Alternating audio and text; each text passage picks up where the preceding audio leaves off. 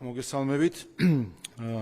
დღევანდელი ბრიფინგის თემა არის ეუთო ოდირის დასკვნა. თავდაპირველად მინდა გაგაცნოთ რამდენიმე პასაჟი ეუთო ოდირის დასკვნიდან. პირველი, მიუხედავად იმისა, რომ ხმის მიცემის უფლება გარანტირებულია კონსტიტუციით, სხვადასხვა შეზღუდვები მაინც არსებობს. ასეთი შეზღუდვები ეწინააღმდეგება ეუთოს ვალდებულებების და საყოველთაო და თანაბარი საარჩევნო უფლების საერთაშორისო სტანდარტებს. მეორე, ამ არჩევნების წინ საარჩევნო კომისიის წევრების მიერ მუქარის და ძალადობის გაზრდილმა რაოდენობამ გამოიწვია მნიშვნელოვანი შეშფოთება და შექმნა პრობლემები კომისიის წევრების დასახელებაში. მესამე, კამპანია ხშირად გამოირჩეოდა აგრესიულ, კონფრონტაციული და წამქეზებული რიტორიკით, მათ შორის პირადი თავდასხმებით. კამპანიის დროს იყო ძალადობის, მუქარის, აგრესიული ქცევის ფაქტები კამპანიის მონაწილეების, მედიის წარმომადგენლების და ამომრჩევლების მიმართ. მეოთხე, შემაშფოთებელია ჟურნალისტების დაშინებისა და შევიწროების მზარდი შემთხვევები, მათ შორის ძალადობა და მათზე პოლიციის მხრიდან თავდასხმა. მეხუთე, ოდირის წინა რეკომენდაციების უმეტესი ნაწილი არ იქნა გათვალისწინებული. ეს არის ამონარიდი ეუთო ოდირის დასკვნა, რომელიც შეეხება ამერიკის შეერთებულ შტატებში 2024 წლის 5 ნოემბერს ჩატარებულ საპრეზიდენტო არჩევნებს. ახლა კი დაუბრუნდეთ საქართველოსთან დაკავშირებით ეუთო ოდირის დასკვნას და მინდა გაგაცნოთ საპარლამენტო არჩევნების შესახებ ეუთო ოდირის მიერ მომზადებული საბოლოო ანგარიშის ძირითადი დასკვნები, რომლებიც როგორც მოსალოდნელი იყო, შეესაბამება ქართული ოცნების შეფასებებს და კონკურენტული და თავისუფალი არჩევნების კრიტერიუმებს. მნიშვნელოვანია, რომ ეუთო ოდირის მისია მზადყოფნას გამოთქვას ითანამშრომლობს საქართველოს არჩეულ ხელისუფლებასთან საარჩევნო გარემოსა და პროცედურების შემდგომი გაუმჯობესებისთვის. უპირველეს ყოვლისა, მინდა აღნიშნო, რომ საბოლოო ანგარიში იმეორებს ეუთო ოდირის წინასწარი ანგარიშის ძირითად დასკვნას, რომ 26 ოქტომბერს ამომრჩევლებს ჰქონდა ფართო არჩევანი, ხოლო პოლიტიკურ პარტიებს შეეძლოთ კამპანიის თავისუფლად წარმოება. ხაზგასმულია, რომ კამპანია მიდიოდა მშვიდ გარემოში, ხოლო ძალადობის იზოლირებული შემთხვევების შესახებ ინფორმაცია მიიღეს როგორც მმართველი პარტიის, ისე ოპოზიციისგან. ანგარიში განსაკუთრებით შექებულია საარჩევნო ადმინისტრაცია არჩევნების კარგად ორგანიზებისა და ადმინისტრირებისთვის, ცესკომ ეუთოს შექება დაიმსახურა არჩევნების შედეგების დროული გამოქვეყნებისთვისაც, ხოლო სახელმწიფო სერვისების განვითარების სააგენტომ ამომრჩეველთა ერთიანი სიის ეფექტურად შედგენისთვის. ანგარიში ასევე აღნიშნულია, რომ არჩევნების დღეს უბნების 90%-ზე მეტში საარჩევნო პროცესი შეფასდა დადებითად, ხოლო ყველა 73-ვე საარჩევნო ოლქში საარჩევნო დოკუმენტაციის დამუშავება დადებითად იქნა ასევე შეფასებული. ანგარიში ასევე აღნიშნულია, რომ ადგილობრივი და საერთაშორისო დამკვირვებლების მონაწილეობამ ენერგიული სადამკვირვებლო გარემო შექმნა. ნიშანდობლივია, რომ ანგარიში გაკრიტიკებულია ზოგიერთი პოლიტიკური პარტიის მცდელობა თავიანთი წარმომადგენლები საარჩევნო დამკვირვებლად წარმოედგინათ და შეეგზავნათ საარჩევნო უბნებზე, რაზეც როგორც გახსოვთ, ჩვენი კვლევაც მიუთითებდა, რომლითაც რადიკალ ოპოზიციასთან პირდაპირ დაკავშირებული 37 სადამკვირვებლო ორგანიზაცია ვამხილეთ. ყველაზე მნიშვნელოვანი კრიტიკა ანგარიშის მიხედვით ეთმობა საქართველოში შექმნილ პოლარიზებულ პოლიტიკურ გარემოს და მედია საშუალებების პოლიტიკურ მიკერძოებულებას. ანგარიშის მიხედვით ეუთოს შეშფოთებას იწვევს ტელევიზიების დაქვემდებარება პოლიტიკურ და ბიზნეს ინტერესებზე.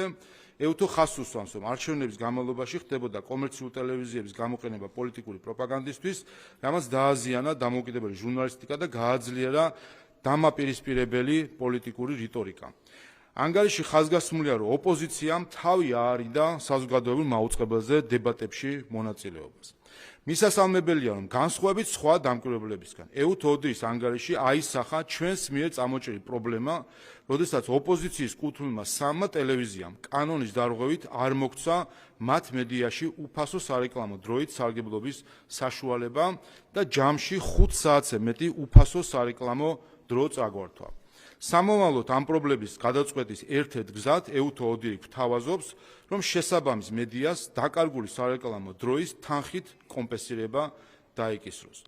მნიშვნელოვანია, რომ ეუთო ოდირის ანგარიში ხაზგასმულია საქართველოს წარმავალი პრეზიდენტის სალომე ზურაბიშვილის მიერ კონსტიტუციის დარღვევა, რომელმაც როგორც ანგარიში წერია, აქტიური როლი შეასრულა საარჩევნო კამპანიაში, როდესაც ოპოზიციასთან კონსულტაციები გამართა წინასაარჩევნო კოალიციებისა და მთავრობის დაკომპლექტების თაობაზე, რითაც პოტენციურად გავიდა სახელმწიფო ინსტიტუტებს შორის ნეიტრალური არბიტრის მანდატიდან. ეს არის ციტატა ოდირის დასკვნისგან. შეგახსენებთ, რომ ჩვენ ამ დარღვევაზე საჯაროდ მიუთითებდით, თუმცა ეუთო ოდირის გარდა არც ერთმა სადამკვირვებლო ორგანიზაციამ ეს ფაქტი საკუთარ ანგარიშში არ ასახა. ანგარიში ასევე მოხდა ისვედის პარადოქსული ქცევა, რომელმაც უარი თქვა პარალელური დათვლის შედეგების გასაჯაროებაზე. შეგახსენებთ, რომ ამან ნიადაგი შეუქმნა ამობეჭდილ და ატვირთულ ოქმებს შორის სხვაობის შესახებ ცრუ ნარატივების გაგრძელებას. ჩვენ დღემდე ველოდებით ამ დოკუმენტების გამოქვეყნებას, გულისხმობ პარალელური დათვლის შედეგებს, მაგრამ უშედეგოდ. შეგახსენებთ, რომ არც ეს ფაქტი მოხდა სხვა დამკვირვებლების ანგარიში. დასაკვირველია, როგორც ეუთო ოდირის ყველა სხვა ანგარიში და წეღან მოგიტანეთ მაგალითად ამერიკის შეერთებულ შტატებში სულ რამდენიმე კვირის წინ ჩატარებულ ანგარიშზე ეუთო ოდირის დასკვნა, არჩევნებზე ეუთო ოდირის დასკვნა, როგორც სხვა ანგარიში, ისე როგორც საქართველოში, ისე საზღვარგარეთ ქვეყნებში, ის შეიცავს კრიტიკულ ასპექტებს და რეკომენდაციებს, რომლებზეც აუცილებლად გვექნება სადანათო რეაგირება. რადიკალური ოპოზიციის თითქმის ორთვიანი ისტერიის ფონზე ეუთო ოდირის ანგარიშის მთავარი დამსახურება მაინც ის არის, რომ მან საბოლოოდ ამხილა ოპოზიციის ცრუ ბრალდებები, რომლითაც ისინი უკვე 2 თვეა არჩევნების შედეგების გაყალბებულად გამოცხადებას ცდილობენ. ამიტომ მინდა წარმოგიდგინოთ ეუთო ოდირის მიერ მხილებული ის 5 მთავარი ტყუილი, რომელზეც რადიკალებმა საკუთარი რევოლუციური სცენარი ააგეს. პირველი ტყუილი ოპოზიციის მხრიდან. საზღვარგარეთ გაუხსნელი უბნები. სრულად დაიმსხვრა რადიკალური პარტიების, NGO-ების და სალომე ზურაბიშვილის ცრუ ნარატივი უცხოეთში მცხოვრები მოქალაქეებისთვის საარჩევნო უფლების შეზღუდვის შესახებ, რაც საკონსტიტუციო სასამართლოსთვის მიმართვის ერთ-ერთი საბაბიც კი იყო. ამას გარდა შეგახსენებთ, რომ უცხოელთან კომუნიკაციისა სალომე ზურაბიშვილი ამ ბრალდებას საპარლამენტო არჩევნების შეუმდგარად გამოცხადებისთვის ერთ-ერთ მთავარ მიზეზად ასახელებდა. ამ ხმაურიანი ცრუ კამპანიის ფონზე მართლაც გამანადგურებელია მათთვის, რომ ეუთო ოდირს ეს საკითხი არათუ პრობლემურად, საერთოდ ნახსენებიც კი არ აქვს და ამით საბოლოო წერტილი დაუსვა საზღვარგარეთ ყოფი ჩვენი მოქალაქეებისთვის საარჩევნო უფლების ვითომ და შეზღუდვის შესახებ სპეკულაციას. მეორე, 300,000 გაყალბებული ხმის ცრუ ნარატივი. ეუთო ოდირის ანგარიში სრულად განადგურდა რადიკალური პარტიების, NGO-ების და სალომე ზურაბიშვილის ცრუ ბრალდება 300,000 ხმის გაყალბების შესახებ, რომელიც მათი ვერსიით არსაიდან გაჩნდა და ქართულმა ოცნებამ მიიწერა. არც პირდაპირ, არც ძირიბად ამ ანგარიში რაიმე მსგავსი არც წერია და არც გამომდინარეობს. ერთი სიტყვითაც არ არის ნახსენები, რომ ან ხმის მიცემისას, ან ხმის დათვლისას, ან ოქმების შედგენისას რაიმე გაყალბებას, მანიპულაციას თუ ეგრეთ წოდებულ საარჩევნო კარუსელს ჰქონდა ადგილი. ამავე კონტექსტში გაბათილდა კიდევ ერთი ყალბი ნარატივი, როდესაც საქსტატის მიერ გამოქვეყნებული მოსახლეობის რაოდენობის და ცესკოს მიერ დადგენილი ამომრჩევლების რაოდენობის ურთიერთდადარებით ცდილობდნენ ემტკიცებინათ, რომ მოხდა არარსებული ამომრჩევლის ბიულეტენების ჩაყრა და მითიური 300,000 ხმის მიწერა. ეუთო ოდირმა დაადასტურა, რომ ამომრჩევლების სიის სიზუსტეთან დაკავშირებით რაიმე კითხვა არ არსებობს. მესამე, ერთი პირადობით 17-ჯერ მიცემული ხმა, რომელიც ქალბატონმა სალომემ საერთაშორისო დონეზე განაცხადა. სულად დაიმსხვრა რადიკალური პარტიების, NGO-ების და სალომე ზურაბიშვილის ყალბი ბრალდება თითქოს და რეგისტრაციის აპარატებში სიების დუბლირების და ერთი პირადობის მოწმობით 17-ჯერ ხმის მიცემის შესახებ. სიების დუბლირება გამოირიცხა ამერიკული კომპანიის მიერ ჩატარებული დამოუკიდებელი აუდიტის დასკვნითაც და ეუთო ოდირის ანგარიშითაც. მეოთხე, რუსული სპეცოპერაცია. განადგურდა კიდევ ერთი სამარცხვინო ტყუილი, რომელსაც სალომე ზურაბიშვილი რადიკალურ პარტიებთან და ზოგიერთ მათ მოკავშირე უცხოელ აქტორებთან ერთად ავრცელებდა არჩევნებში თითქოს და რუსეთის ჩარევის შესახებ.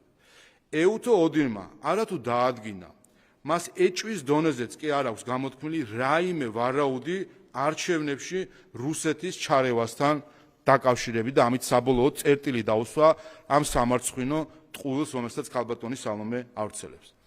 და მეხუთე, გაჟონილი მარკირება. ბოლო ხავსი, რომელსაც რადიკალური პარტიები, NGO-ები და სალომე ზურაბიშვილი არჩევნებიდან მეხუთე დღეს ჩაეჭიდნენ, იყო საარჩევნო ბიულეტენზე მარკირების მეორე მხარეს გაჟონვა. შეგახსენებთ, რომ ამ საბაბით ისინი უბნების 90%-ის ბათილად ცნობას და ამით ახლად არჩეული პარლამენტის შეკრების ჩაშლას ცდილობდნენ.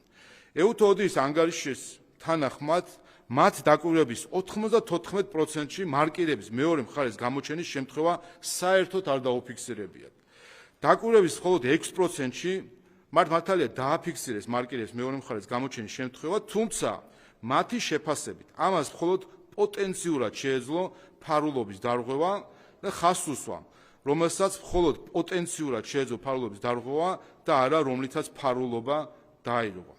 ამასთან ეუთო ოდირი ფარულობის დარღვევის რისკის შემცველ მთავარ გარემოებად აბსოლუტურად სხვა საკითხებს ასახელებს. ესენია თავად ამომრჩევის მიერ ბიულეტენის არასწორად განთავსება, უბანზე ხალხის დიდი რაოდენობა, მათ შორის დამკვირვებლების დიდი რაოდენობა, უბნის შიდა პერიმეტრის მოწყობა და ასე შემდეგ. ასე რომ მითი ბიულეტენების მონიშნის საყოველთაო გაჟონვის შესახებ საბოლოოდ დაიმსხვრა. ასე ერთი ანგარიში დაიმსხვრა რადიკალური პარტიების, NGO-ების, სალომე ზურაბიშვილის და მათი უცხოელი შემგულიანებლების 5 მთავარი ტყუილი, რომლითაც ისინი ქართული დემოკრატიისთვის ძირის გამოთხრას და მილიონზე მეტი ამორჩევლისთვის ხმის წართმევას ცდილობდნენ.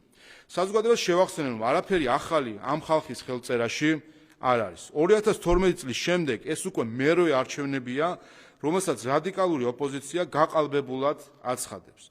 საუბრობენ უპრეცედენტო გაყალბებაზე, ოღონდ იმ ფონზე, როდესაც ოპოზიცია საარჩევნო უბნებზე ჯამში 24,000 კომისიის წევრი ყავდა და ამდენივე წარმომადგენელი, საიდანაც მხოლოდ 9 ხასუსვამ, მხოლოდ 9 წევრმა დააფიქსირა განსხვავებული 24,000-დან მხოლოდ 9 წევრმა დააფიქსირა განსხვავებული აზრი საარჩევნო უბნის ოქმის შედგენისას.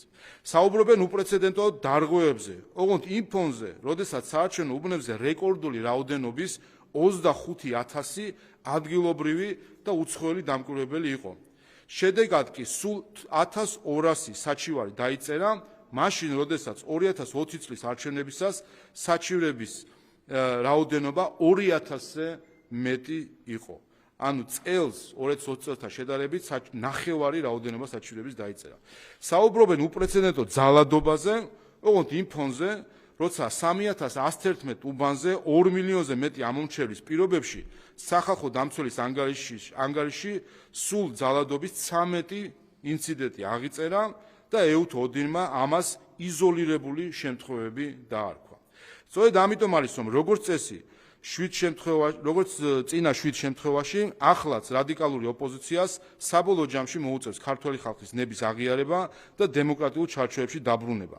დასანანი მხოლოდ ის არის, რომ ამასობაში გადის ძვირფასი დრო და ფუჭად იხარჯება ჩვენი ხალხის ენერგია და ემოციები, რომელიც ჩვენი ქვეყნის წინსვლას უნდა მოხმარდეს. ეუთო ოდირის დასკვნა არის ის წყალგამყოფი, სადაც უნდა დასრულდეს ყველანაირი დამაზიანებელი სპეკულაცია არჩევნების კეთილსინდისიერებასთან დაკავშირებით. ოპოზიციამ მიიღო ხელისუფლების ის წილი, მანდატების ის რაოდენობა, როგორც ეს ქართველმა ხალხმა ჩათვალა საჭიროდ. ასევე დროა შეწყდეს თავდასხმები უცხოეთიდან ქართული დემოკრატიის მისამართით და აღიარებული იქნეს ქართველი ხალხის ნება, რომელიც ერთადერთი ლეგიტიმური გზით არჩევნების საშუალებით გამოიხატა. დაბოლოს მინდა მადლობა გადაუხადო ეუთო ოდირის დელეგაციას გაწეული მუშაობისთვის და არჩევნების საბოლოო ანგარიშის გამოქვეყნებისთვის. რასაკვირველია, საქართველოს ხელისუფლება სიღრმისეულად შეისწავლის მათ რეკომენდაციებს და გააგრძელებს ეუთო ოდირთან თანამშრომლობას მომდევნო არჩევნების სათანადო დონეზე ჩასატარებლად. მადლობა.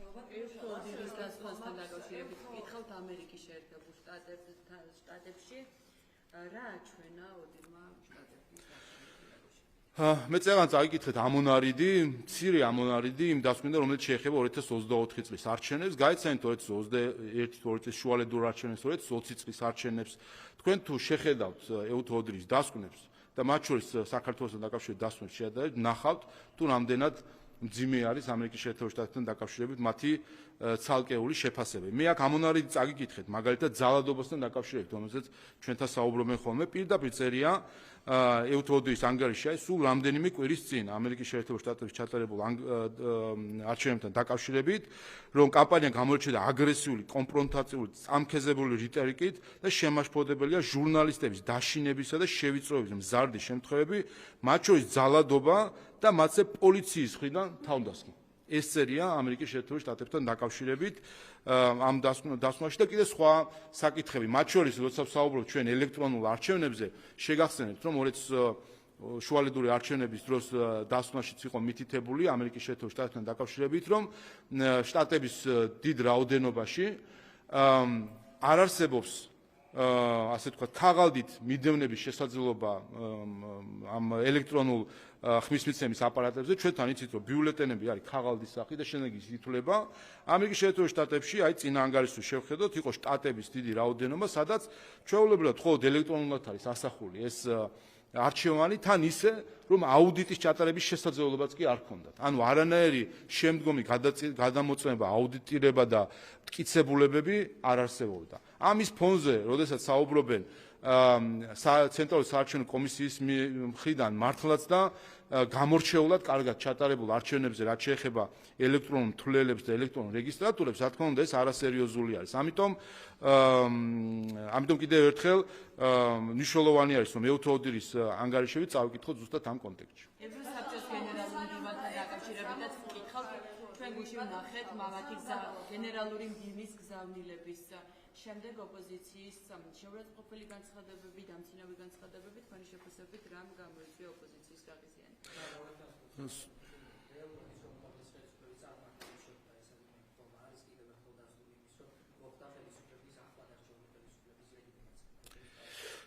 სხვათა შორის ეს ძალიან კარგი მაგალითი არის ევროსაბჭოს გენდივნის სტუმრობა და რეაქცია, რომელიც შემდეგ ვნახეთ. მათ შორის თქვენ უნდა ნახოთ, მან გუშინ შემაჯამებელი ტვიტი დაწერა და უნდა ნახოთ ის სიძულვილის და მუქარის კორიანტელი, რომელიც მას კომენტარებში ტვიტერზე აქვს. პირდაპირ წარმოაჩინა სახე ქართულმა ოპოზიციამ და NGO სექტორმა ევროსაბჭოს მიმართ და შეიძლება ითქვას, რომ ევროპის დონეზე შეგვარცხინეს. მაგრამ კარგი მაგალითი არის ზუსტად ეს, რომ როგორ ყალიბდება ხოლმე აღქმები. მათ გუშინ რაც გააკეთეს თუ ამ დღეებში, ჩვენ ვნახეთ, რომ ევროსაბჭოს გენერალურ მდივანს დააბრალეს რამის კრემლთან კავშირი. და თავის მომხრეების ნაწილში ალბათ ეს აღქმა შექმნეს და ზუსტად ის სიძულვილი, რომელიც მის ტვიტებს მოჰყვა, ამის მანიშნებელია და ეს აისახება ხოლმე შემდეგ თავად მათ შორის ეუთო ოდრის დასკვნებში და ერთ პასაჟს წაგიკითხავთ კიდე ეუთო ოდრის დასკვნიდან, რომელიც საქართველოს ეხება, რომელსაც ცდილობენ, რომ თითქოს რაღაც სათავისოდ მოიგონ. საუბარია, რომ კამპანიის განმავლობაში კვლავ ფართოდ იყო გავრცელებული ცნობები ამორჩევლებზე, განსაკუთრებით საჯარო სექტორში დასაქმებულებზე განხორციელებული წნეხის შესახებ. ამ ცნობებთან ერთად არჩევნების დღეს ამორჩევლებზე აღრიცხვამ გააჩინა წუხილი, თუ რამდენად შეძლებდა ზოგიერთი ამორჩევლის შიშის გარეშე არჩევანის გაკეთებას. მთელი ეს აბზაცი, ორი წინადადება, არის აწყობილი იმ აღქმებზე, რომელიც იქმნებოდა ცნობების გამო. და ზუსტად ამას ხედავდი ჩვენ, რომ და ამაზე საუბრობდი მე კიდევაც, რომ იქმნებოდა საინფორმაციო ხმაური, რომელიც შემდეგ გავლენას მოახდენდა შემდეგ უნდა, რა თქმა უნდა, აისახება სხვადასხვა ანგარიშებში თუ სხვადასხვა ჯგუფების აღქმებში, რომ თითქოს იყო, ასე ვთქვათ, დაშინება ან ზეწოლა, მაგრამ კარგია, რომ ეუთო ოდირი ზუსტად ამას უსვავს ხაზს, რომ იყო ცნობები, თქვა, ზეწოლასთან დაკავშირებით და თავად ეუთო ოდირი არცეთ ადგილას არ ამტკიცებს, რომ ასეთი ფაქტები არსებობდა. თუმცა აი გუშინდელი ფაქტი და თუ ამ დღეებში გემდივნის სტუმრობა ზუსტად ასე აჩვენებს. ცარიელ ადგილზე როგორ ქმნიან ყალბ ნარატივებს, თითქოს ამ მნიშვნელოვანი ორგანიზაციის ხელმძღვანელის პირდაპირ იმის გამო, რომ რაღაცა არ მოეწონათ მის რომელიღაც წინადადებაში, პირდაპირ გამოაცხადეს ლამის რუსეთის აგენტად.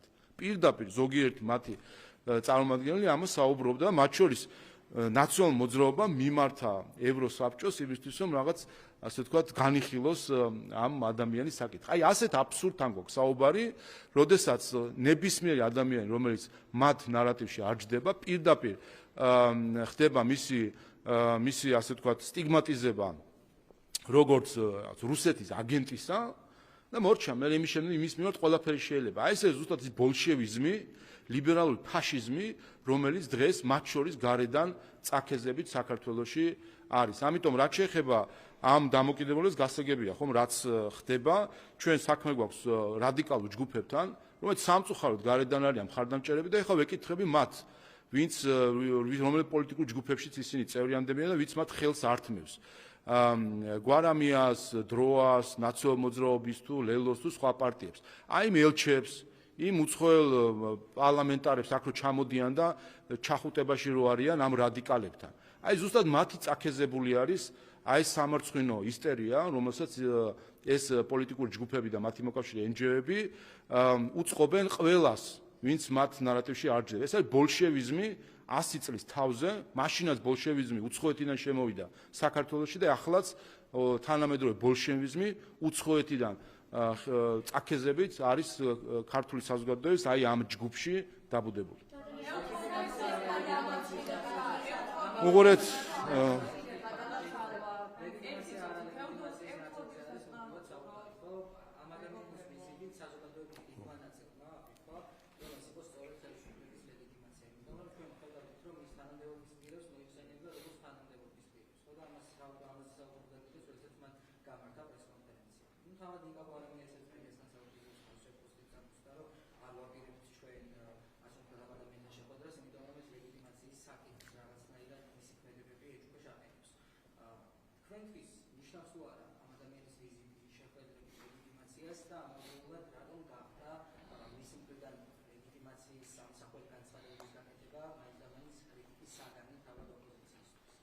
ზოგადად ერთი რამე უნდა ითქვას, ერთადერთი ვინც ლეგიტიმაციას აძლევს ხელისუფლებას ეს გახოთ ქართველი ხალხი და ამომრჩეველი, რომელიც 2 მილიონზე მეტი მივიდა 26 ოქტომბერს არჩევანის გასაკეთებლად, თავისი გემოვნებით გადაანაწილა პოლიტიკური წონა და ნახეთ, რომ 54%-მა ხელისუფლების მანდატი მისცა ქართულ ოცნებას.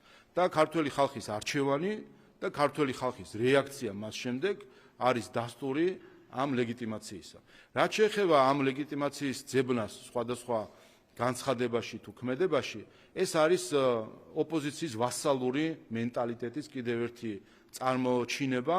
ისინი ჩვენი დამოუკიდებლობის 33 წლის თავზე ჩვენ ყავს აი ეს ჯგუფი პოლიტიკოსებისა, NGO-ებისა და თქვათ გარკვეული აქტიური პირებისა, რომელსაც აქვთ კვლავ საბჭოური ვასალური მენტალიტეტი, რომელსაც ისინი როგორც მაშინ ელოდნენ დასტურს მოსკოვიდან, ახლა ელიან დასტურს ბრიუსელიდან, ზოგი ვილნიუსიდან, ну, თლად ვინც ვასალური, თლად ბოლომდე ვასალური განწყობა აქვს, ტალინიდანაც კი ელოდება ზოგიერთი ამ დასტურს. აი ჯგუფი ყავს და ამას უთხრა ზუსტად უარი ქართულმა ხალხმა 26 ოქტომბერს. მთელი საარჩევნო კამპანია ხომ ამაზე იყო. ჩვენ ხო ეს დავანახეთ ქართულ ხალხს, უпростоეთ ეს ავუხსენით ქართულ ხალხს, რომ ქართული ოცნების საპირწონედ არის პოლიტიკური ჯგუფი, რომელსაც აქვს ერთადერთი მიზანი, ან ერთადერთი мотивация, რაც არის მისი, არის უცხოეთიდან წითელი ხალიჩების გაშლა, ხელის ჩამორთმევა,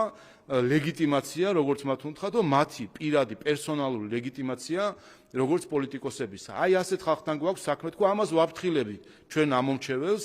ამიტომაც მიიღო ქართულ ხალხმა ეს გადაწყვეტილება და ქართულ ოცნებას მისცა ხელისუფლების მანდატი და მათ ვისაც აქვთ ვასალური და მონური მენტალიტეტი არ მისცა ხელისუფლების მანდატი და არჩევნებიდან ლამის მეორე მესამე დღეს დავინახეთ ზუსტად ამ ვასალური მენტალიტეტის მთელი კასკადი ოპოზიციის და მათი მოკავშირე NGO-ების მხრიდან, რომელსაც ქართველი ხალხი არაფერია.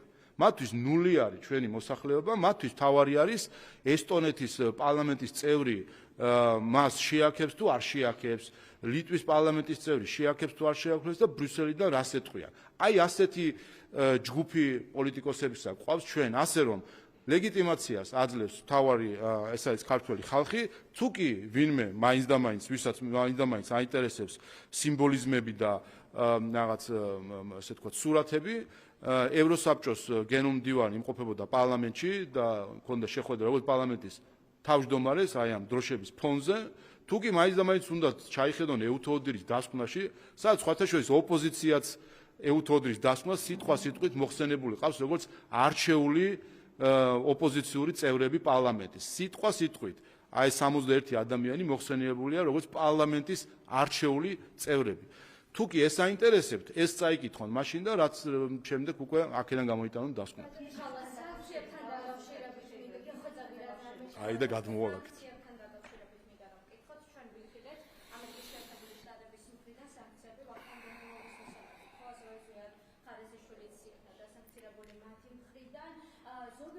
სანქციების ნაწილში თქვენ რა მოლოდინები გაქვთ? კიდევ ვიხილავთ თუ არა დამატებით სანქციებს, მათ შორის ქართული ოცნების ლიდერების მისამართით, თუნდაც რომ პრემიერ-მინისტრი ბიძინა ივანიშვილი ასე შემდეგ და ასევე მინდა დავეზუსტო ის საკითხი, ჩვენ ვიხილავთ გუშინ პრემიერ-მინისტრის მხრიდან, რომ ვახტანგ გომელაური ვიცე-პრემიერად იქნა დანიშნული. ხოლო აი ეს გადაწყვეტილება გარკვეულწილად უფრო დაძაბავს თუ არა, თუნდაც ურთიერთობებს ორ ქვეყანას შორის თქვენი მოლოდინები რა? უბრალოდ ყოველთვის ეს არის კიდევ ერთი თავდასხმა ამერიკის შეერთებული შტატების წარმავალი ადმინისტრაციისა ქართულ ხალხზე, სამწუხაროა, რომ არჩევნებში დამარცხებული ადმინისტრაცია მის ბოლო დღეებს იყენებს იმისთვის, რომ თავს დაესხას ქართულ ხალხს და მის ხელისუფლებას.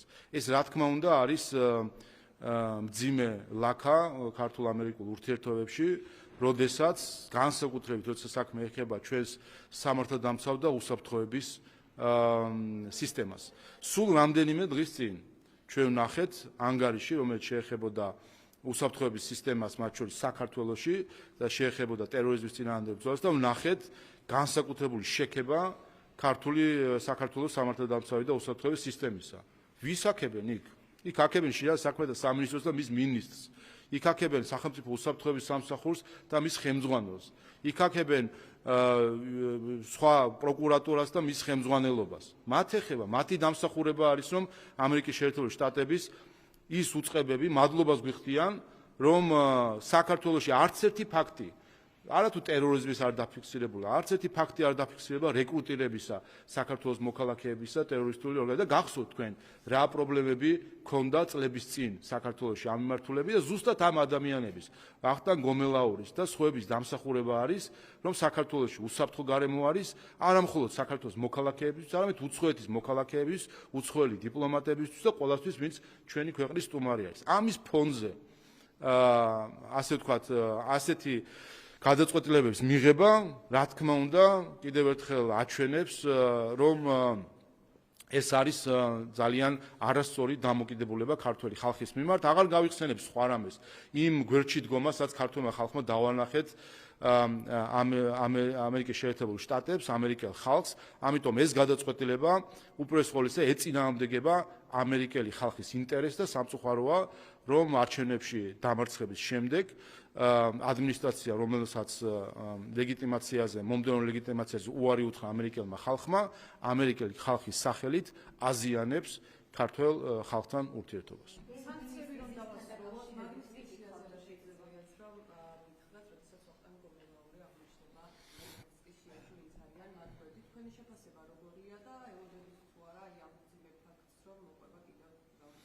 ეს გახლავთ სრულად ამერიკის შეერთებული შტატების წარმავალი ადმინისტრაციის პასუხისმგებლობა, როდესაც ასეთი უსამართლო გადაწყვეტილებები მიიღება. ჩვენ ამაზე გავლენა არ გვაქვს, ხედავთ რომ ეს არის კიდევ ერთხელ თვითნებური გადაწყვეტილება ადმინისტრაციის ბოლო დღეებში მათი ხელისუფლებაში ყოფნისა, რაც კიდევ ერთხელ აზიანებს ამ ურთიერთობებს, თუმცა ჩვენ ამას ასე ვთქვათ უყურებთ ზუსტად ამ პერსპექტივით. მნიშვნელოვანი არის ის, რომ იყო ეს მათ შორის ეს რაღაც სავიზო შეზღუდვების თუ სანქციების საკითხიც, ხედავდით ჩვენ რომ თვეების განმავლობაში მუქარის ინსტრუმენტად იყო გამოყენებული სხვადასხვა პოლიტიკური ჯგუფების მხრიდან, შიგნით თუ გარეთ. ეს მუქარა განხორციელდა და ვნახეთ, რომ საქართველოში ისევე თენდება და ღამდება, როგორც აქამდე თენდებოდა და ღამდებოდა, საქართველო წინ მიდის, ჩვენი საზოგადოება წინ მიდის და რა თქმა უნდა ასეთი გადაწყვეტილებები ჩვენს ხალხს ვერ დააზიანებს, ერთადერთი რასაც აზიანებს ასეთი გადაწყვეტილებები, ეს არის მათი იმ ქვეყნების თუ ხელისუფლებების რეპუტაცია, რომლებიც ამგვარ გადაწყვეტილებებს იღებენ.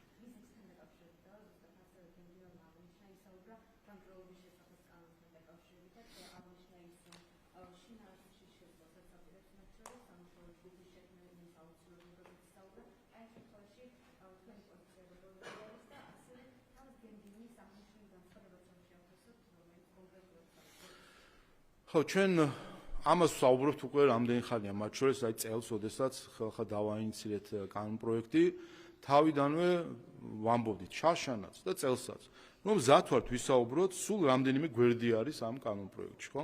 მზად ვართ ვისაუბროთ თითოეულ მუხზე, თითოეულ პუნქტზე, თუ კი ვინმე ხედავს რაიმეს პრობლემურს ამ კანონში, მზად ვართ ვისაუბროთ, განვიხილოთ, შევჯერდეთ და თუ კი საჭიროება იქნება, შესაბამისი კორექტირება გავაკეთოთ. რა იყო ამაზე პასუხი, ხო გახსოვთ? ყრუ კედელი ოპონენტების მხრიდან, რომელიც გვეუბნენ, არავითარი დისკუსია არ მიიღოთ ეს კანონი. როცა მივიღეთ ეს კანონი, კვლავ ამბობდით, რომ მოდით კიდევ ვისაუბროთ, რომელი მუხლი, რომელი პუნქტი, რომელი დებულება თქვენი აზრით არის პრობლემური და მზად ვართ, თუ კი ამ საკითხზე ვისაუბრებთ და შევჯერდებით, მოხდეს კორექტირება. აქაც აშენდა ყრუ კედელი, შიგნით თუ გარეთ, და იყოს და იმ ხრივ რომ არავითარი შინაარსობრივი დისკუსია, არავითარი ევროპული მიდგომა რომ განვიხილოთ საკითხები, პირდაპირ რუსულად გთხოვთ რომ გააუქმოთ ეს კანონები, მოვითხოვთ რომ გააუქმოთ ეს კანონები.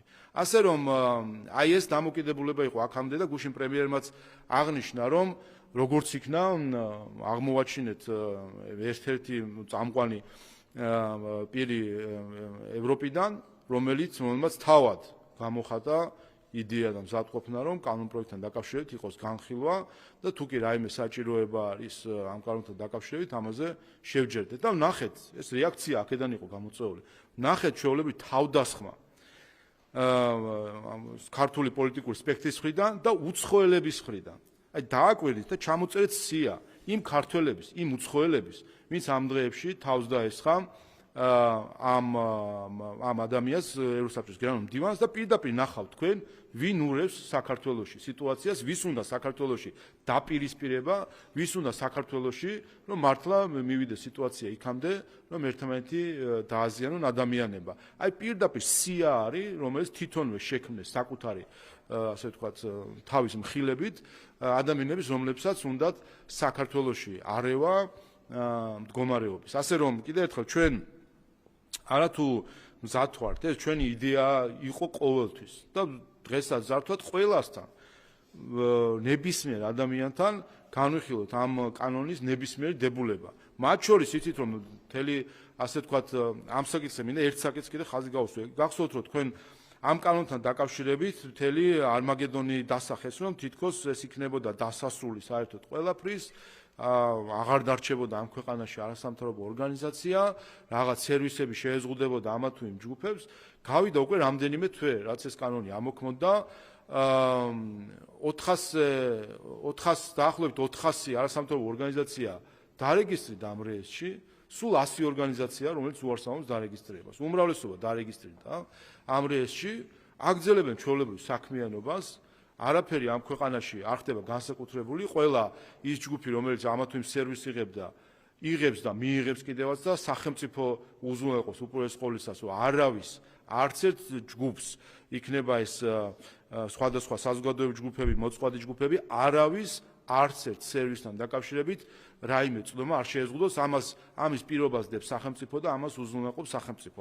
და გახსოვთ, რომ აი ამ მიზეზით არასამთავრობო ორგანიზაციებმა ქალბატონმა სალომემაც საკონსტიტუციო სასამართლოს მიმართეს, მოითხოვეს კანონის შეჩერება, როგორც დროებითი ღონისძიება და კანონის განხილვა. ეს კანონი დღეს საკონსტიტუციო სასამართლოში არის განხილვის ფაზაში. თუ კი რაიმე კონსტიტუციასთან შეუსაბამო არის, ამას საკონსტიტუციო სასამართლო დაადგეს. მაგრამ ნახეთ, რაზე ქონდათ პანიკა, რომ არა, დღესვე უნდა შეჩერდეს, თორე ინგრევა ყველაფერი.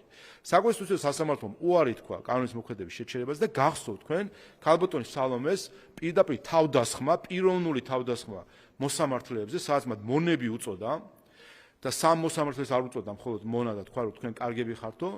შემდეგ რო იყო ახლა სხვა გადაწყვეტილება, იმ სამი მოსამართლედან ერთმაც რომ სხვა პოზიცია დაიკავა, ვიდრე ქალბატონ სალომეს ჰქონდა არჩევნებთან დაკავშირებით, იმ ერთიც მიაყოლა და იმასაც მონა უწოდა. აქაც სხვა ჩვენებს სად არის მართლა მისი როგორ არის მისი მორალური კომპასი მოწყობილი. მაგრამ რას მინდა ხაზი გაუსვა. საკონსტიტუციო სასამართლო უარი თქვა შეჩერებაზე, ამის გამო გამოაცხადეს ყველა მონებად მოღალატება და ასე შემდეგ, რაც გვახსოვს კარგად ესეთი მენტალიტეტის ხალხი. მიმართეს სტრასბურგის სასამართლოს 3 თვის წინ თუ არ ვცდები, დღემდე კომუნიკაცია არ განხორციელებულა იუსტიციის სამინისტროსთან სტრასბურგის მხრიდან, რაც გულისხმობს, რაც ნიშნავს იმას და ამას მალავს საია და ახალგაზრდა იურისტთა ასოციაციას მოუწოდებ, რომ თავად განაცხადონ ამასთან დაკავშირებით, იმიტომ გაურბიან ამ საკითხზე საუბარს, რომ ის რომ 3 თვის თავზე არანაირი კომუნიკაცია არ არის მთავრობასთან და არც რაიმე გადაწყვეტილებას ვხედავ სტრასბურგიდან, მიანიშნებს, რომ როგორც ჩანს ამ არასამთავრობო ორგანიზაციებს, რომლებმაც ასე ვთქვათ, დიდი ხმაურით შეიტანეს სტრასბურგში განაცხადი და ასე შეაჩვენეს საკონსტიტუციო სასამართლომ, რომ არ შეაჩერა კანონის მოქმედება, როგორც ჩანს, მათ სტრასბურგში დროებითი ღონისძიება ან არ აქვთ მოთხოვნილი საერთოდ, რომ შეჩერდეს კანონი. ან მოთხოვნილი ჰქონდათ და უარი მიიღეს ამასთან დაკავშირებით. და საინტერესოა, რომ ეს გაირკვეს და ახალგაზრდა იურისტთა ასოციაციამ უთხრას მოქალაქეებს, ხომ, იმათ სახელით გველაპარაკებიან. აქვთ თუ არა, ჰქონდათ თუ არა მოთხოვნილი დროებითი ღონისძიების სახით კანონის შეჩერება.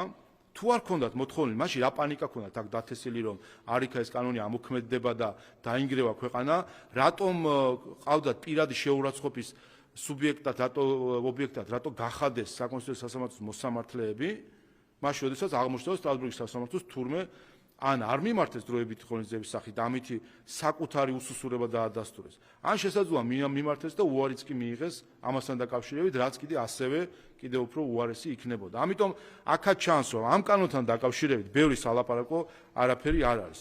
ორ რამეს ვიტყვით.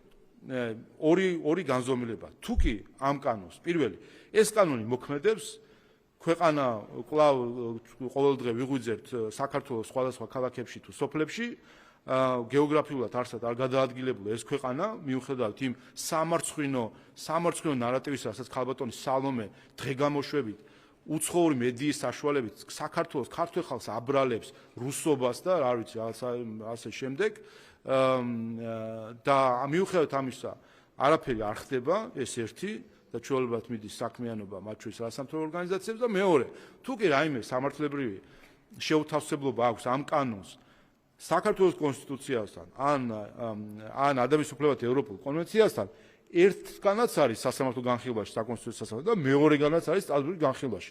აგერ სასამართლო, აგერ მხარეები და საბოლოო ჯამში გაირკვევა რა შეესაბამება ადამიანის უფლებების სტანდარტებს, რა შეესაბამება ადამიანის უფლებების სტანდარტებს. და ის პანიკა და ისტერია, რომელიც შეეცადეს, რომელიც დათესეს შარშან ჯერ კიდე მარტში და პირველად საქართველოს ისტორიაში მოლოტოვის კოქტეილი ასროლინეს ადამიანს, ციხეში გაუშვეს, შემდეგ ამის რომანტიზებას აკეთებდნენ უცხოური დაფინანსებით და შეიწყარეს ადამიანი, რომელიც წვავდა პოლიციელს. ამის შედეგი იყო შემდეგ, რომ წელს ეხლაც ზუსტად ამ ხალხმა დათესა ისტერია და თუკი შარშან ერთმა ისროლა მოლოტოვის კოქტეილი, წელს ხუთმა ისროლა მოლოტოვის კოქტეილი და ცოცხლად წვავდნენ პოლიციელებს.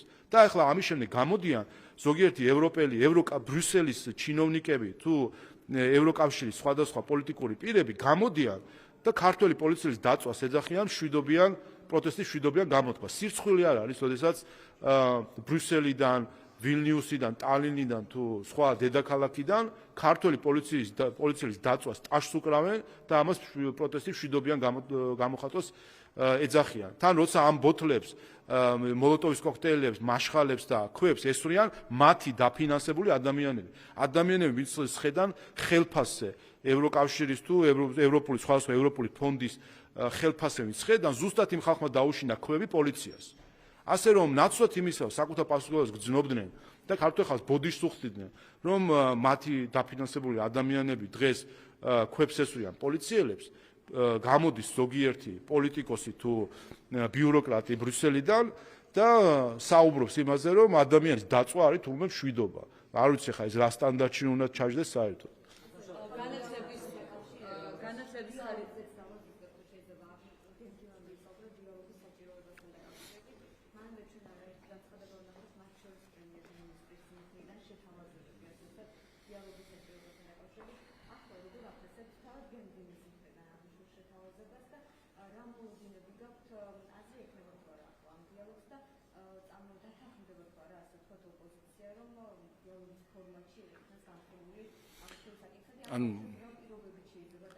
ანუ ოპოზიციისთვის პოლიტიკური გზები არის მიუღებელი გზები. ვინაიდან ჩვენ საქმე გვაქვს უკვე ექსტრემიზმში გადაზრდილ ჯგუფებთან.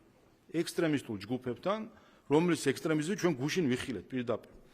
რა დიალოგზია საუბარი მათი მხრიდან, როდესაც ადამიანმა, რომელმაც სიტყვა დიალოგი ახსენა და პოლიტიკურ ჩარჩოებს და ასე ვთქვათ მოქმედება ახსენა, პირდაპირ თავს დაესხნენ ზიზღით, რუსეთის აგენტად გამოცხადებით და თავის ამათ წარმოდგენაში უფროსობასთან უჩივლეს თან, ასე ვთქვათ, წერილი მიწერეს ევროსაბჭოს, რომ განიხილეთ ეს ადამიანი დასაჯეთ, ასე ვთქვათ, მოკვეთეთ და შეაჩვენეთ. აი ნაცობა, როგორც ასეთი, ხო? სხვა რამე კი არ არის. აქ ესა ჭელა-ჭულა სახელებს რო ირქმევენ ესათვის პარტიები და ფერების შერჩევაში არიან, რომელ პარტიას რომელი ფერი შეურჩიონ, წითელ-ყვითელ მწვანეში რო არიან. საერთო ჯამში ერთია მათი იდეოლოგია. ეს არის ბოლშევიზმი, რომელიც არის საფუძველი მათი იდეოლოგიისა და ეს გამოავლინეს პირდაპირ ამ ადამიანთან დაკავშირებით, ასე ვთქვათ, თავდასხმებით, პერსონალური თავდასხმებით და რუსეთის აგენტად გამოცხადებით. ეს ის ხალხია, ეს იდეოლოგია, ქართული იდეოლოგია კი არ არის. ეს იდეოლოგიაც არის გარედან შემოტანილი. ეს ის იმ იდეოლოგიის მატარებლები არიან, ვინც ტრამპს აცხადებდნენ კრემლთან დაკავშირებულ ადამიანს. ხო გახსოვთ? ტრამპი არ ყავდათ ესე შეჩვენებული ასევე ამერიკულ პოლიტიკურ გარემოში, მას ეძახდნენ აგენტს. ილონ მასკს ეძახდნენ, რუსეთთან დაკავშირებული იყო. სხვა ბევრს ვინც ესე ევროპაშიც დააკვირდით, როგორც კი ვინმე იტყვის რაღაც კრიტიკულ მოსაზრებას, პირდაპირ მიაკერებენ, შენ ხარ რუსეთის აგენტი, კრემლის ნარატივი, ასე შემდეგ. აი ეს არის სამწუხარო რეალობა, რაც დღეს ჩვენ გარკვეულ პოლიტიკურ, ასე ვთქვათ, ლანდშაფტში გვაქვს და ამის ნაწილია დღეს და ამიტომ საუბრობ ჩვენ, რომ უცხოეთიდან მართული ქართული ოპოზიცია, რომელიც ამ ინსტრუქციით მოქმედებს. ვიღაცა არ მოგეწონება, ვიღაცა აცდება შენ მესიჯს იმავე წამს თქვი, რომ ეს არის კრემლის აგენტი და რუსეთთან დაკავშირებული პირი. ადამიანი, ვინც ბატონი ბერსე, ვინც შვეიცარიის პრეზიდენტი იყო ორჯერ. შვეიცარიის პარლამენტის წევრი იყო წლების განმავლობაში და არის ევროსაბჭოს გენერალური მდივანი. ამ ადამიანს აბრალებენ რუსეთის აგენტობას და გეტყვით რატომაც აბრალებენ. ნაციონალური მოძრაობა ევროსაბჭოს საპარლამენტო ასამბლეის წევრი იყო და მის წინააღმდეგ მისცა ხმა, როდესაც არჩევნები იყო. და იცით ვის დაუჭირა მხარი ნაციონალური მოძრაობა? ბატონ დიდიე რეინოლდს, რომელიც გახლდათ ევროკავშირის კომისარი მართლმსაჯულების საკითხებზე, რომლებს წინააღმდეგ დღეს მიდის გამოძიება ფულის გათეთრებასთან დაკავშირებით, გაჩხრიკეს მისი ბინა, ამოიღეს ნაღდი ფული, რომლის წარმომავლობაც ის ვერ ადასტურებს და რომლის წინააღმდეგაც მიდის გამოძიება ფულის გათეთრებასთან დაკავშირებით.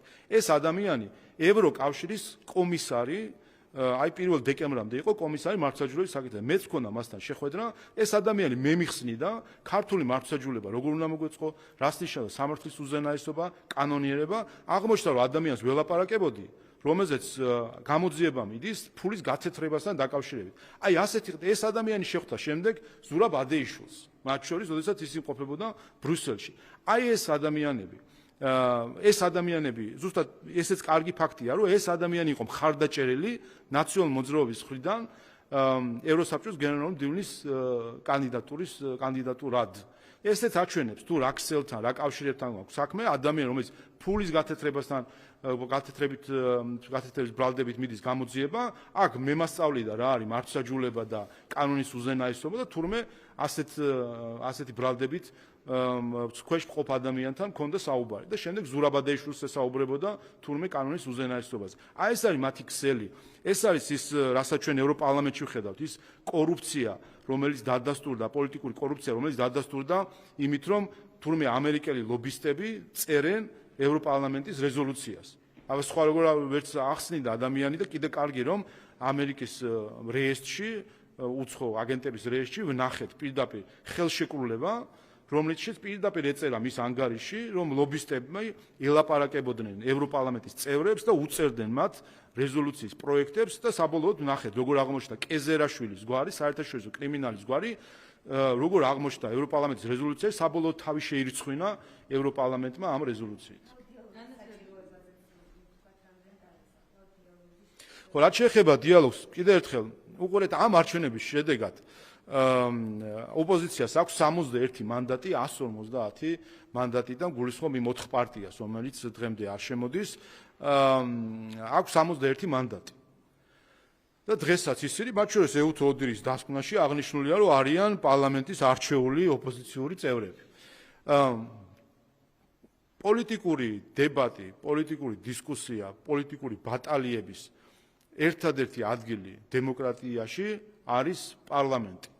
მათ აქვთ 61 მანდატი ამ 4 პარტიას, შემოვიდნენ პარლამენტში და თუ რამე სათქმელი აქვთ, თქვან აქ ტრიბუნასთან, ან თუ უნდათ საპარლამენტო კორიდორებში განხილვის დროს. მაგრამ საქმეც ეს არის, ისინი ხო შინაარსში არასდროს არაფერში არ შედიან, ვინაიდან სათქმელი არაფერი არ აქვთ, მათ სინამდვილეში აქვთ უბრალოდ დავალება, არიონ ქვეყანა და რაიმენაირად ძალადობრივი გზით, ვინაიდან დემოკრატიული გზით ისინი ხელისუფლებაში ვერ ბრუნდებიან და ხალხი უარს ეუბნება მანდატზე, ძალადობრივი გზით ხელში ჩაიგნონ ძალაუფლება. მინდა გითხრათ განათლების ხარისხის განვითარების ეროვნულ ცენტრთან და ეკართან დაკავშირებით ცოტა briefingi. 13 ამბობენ, რომ 13-დან 11 ეკონტროლიოს დაგმაყოფილებული, 2 კი ნაწილობრივ დაგმაყოფილებულია, ეკარში რეგისტრაცია უკვე შეჩერებულია და აპირებენ გასაჩივრებას დიპლომებს აქვთ გარემოება დიპლომებს. პირველი ამ ორგანიზაციის წევრობა არის კარგი, მაგრამ კიდევ ერთხელ არანაირი კავშირი ამას დიპლომების აღიარებასთან თუ სხვა პრაქტიკულ საკითხებთან, რომელიც მნიშვნელოვანი არის სტუდენტებისთვის და უმაღლეს სასწავლებლად არ აქვს. ასე რომ ესეც ტყუილი, რომელსაც ცდილობენ რომ გააცნო. რაც შეეხება ამ შეჩერებისთან დაკავშირებულ საკითხს, ეს ჩვენთვის ცნობილი იყო. ამიტომაც წელს საქართველოს ვინაიდან ეს გახლავთ საკანონმდებლო საკითხი, რომელიც ამ ორგანიზაციის წარმოდგენით არ შეესაბამება გარკვეულ სტანდარტს, არაფერი განსაკუთრებული არ არის სხვათა შორის, საკითხია იმაზე თუ ამა თუ იმ ასე ვთქვათ დანიშნებთან დაკავშირებით როგორ უნდა იყოს საკანონმდებლო რეგულაციები და არაფერი განსაკუთრებული აქ არ არის, ეს ჩასწორდა ეს საკანონმდებლო ხარვეზი. ის რომ ასეთი გადაწყვეტილება იქნებოდა, ამიტომაც გამჭვირთეთ ეს წინასწარ და ვინაიდან ჩვენ ქონდა განათლების სამინისტროს კომუნიკაცია და ეს ხარვეზი ჩასწორდა კანონში, ამიტომ განათლების სამინისტრო გასაჩივრების მექანიზმი არსებობს, გაასაჩივრებს ამ გადაწყვეტილებას, რომელიც ეხება 2023 წლის მდგომარეობით საქართველოს კანონმდებლოს 2023 წლის მდგომარეობით. დღეს რასაც საუბრობს, ეს უკვე დღეს აქტუალური აღარ არის, იმიტომ დღევანდელი კანონმდებლობა სხვანაირად გამოიყურება. ამიტომ გაასაჩივრებს და მოკლე ვადები არის, როგორც ვიცი და იმედი მაქვს, რომ ამის შედეგად ეს ყველაფერი უკვე დაუბრუნდება პირვანდელ მდგომარეობას, თუმცა კიდევ ერთხელ არანაირი პრაქტიკული გავლენა ამას სტუდენტებზე, დიპლომებზე თუ ასე შემდეგ არ აქვს. ენქასწრებით საერთოდ არ ვიყავით, როდესაც დიპლომები უკვე დიდი ხანია აღიარებული არის ჩვენი ევროპაში. სულ რამდენიმე წელია რაც ენქასწრებით.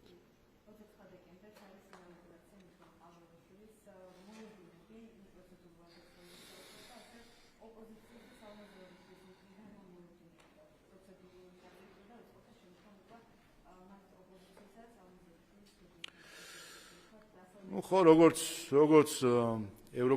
როგორც ევროკავშირის საგარეო საკითხების კომისარმა ქალბატონმა კალასმა განაცხადა, ქალბატონ სალომის ვადა 29 დეკემბერს ეწურება იმით, რომ 29 დეკემბერს შედგება არჩეული პრეზიდენტის ინაუგურაცია და საქართველოს ეყოლება ნამდვილად პატრიოტი ადამიანი, რომელსაც ექნება ძალიან მძიმე ამოცანა, რომ აი ამ რთული ამოცანა, რომ ამ მძიმე დაზიანებების შემდეგ, რაც პრეზიდენტის ინსტიტუტს მიადგა განსაკუთრებით ბოლო პრეზიდენტის ხელში, რომელიც აბსოლუტურად საკუთარ უკანა ეზოთ აქცია პრეზიდენტის ინსტიტუციაც და ადმინისტრაციაც და საერთოდ რაისაც პრეზიდენტთან არის დაკავშირებული, ექნება რთული ამოცანა, რომ ეს მძიმე ზიანი აღმოიფხვრას და საქართველოს მართლაც იამაყოს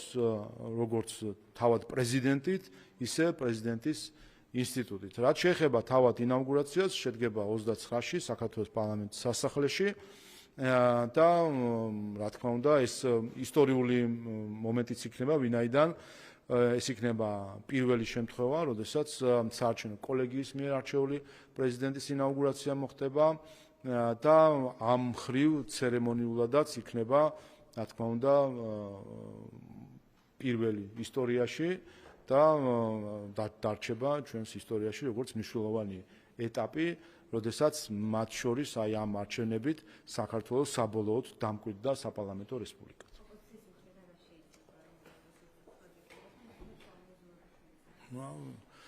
გავიცი ხა მათი ასე ვთქვათ ისტერია, ხედავთ რაშიც მდგომარეობს, ალბათ ასეთ ისტერიაში დარჩებიან, მაგრამ რეალობა ისეთი ცხადი რამეა და ჭეშმარიტება ისეთი რამეა, რასაც საბოლოო ჯამში თვალს ვერავინ აარიდებს. როგორც მოუწიათ 2012-ში ეღიარებინათ საკუთარი დამარცხება, როგორც 2016-ში მოუწიათ ეღიარებინათ, როგორც 2020-ში მოუწიათ ეღიარებინათ, ახლაც სხვა გამოსავალი რა აქვთ. ქართული ხალხის წინააღმდეგ ვერ წავლენ. ეს არის მთავარი გალავანი, რომელსაც ეჯახებიან ქართული ხალხის შიდა და გარე მტრები.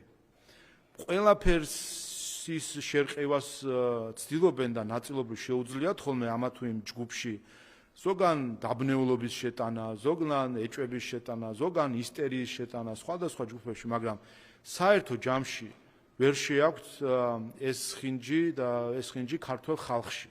და საბოლოო ჯამში მათი ყველა მცდელობა რომ ძალადობით დაამხონ ხელისუფლება და საქართველოს სათავეში დაამყარონ დასვან მარიონეტი ხელისუფლება, რომელიც უცხოეთიდან იქნება მართული, საბოლოო ჯამში შუბს იმტრევს იმ კედელზე, რომელიც ქართულ ხალხს აქვს აშენებული საქართველოს სუვერენიტეტის დასაცავად. მადლობა.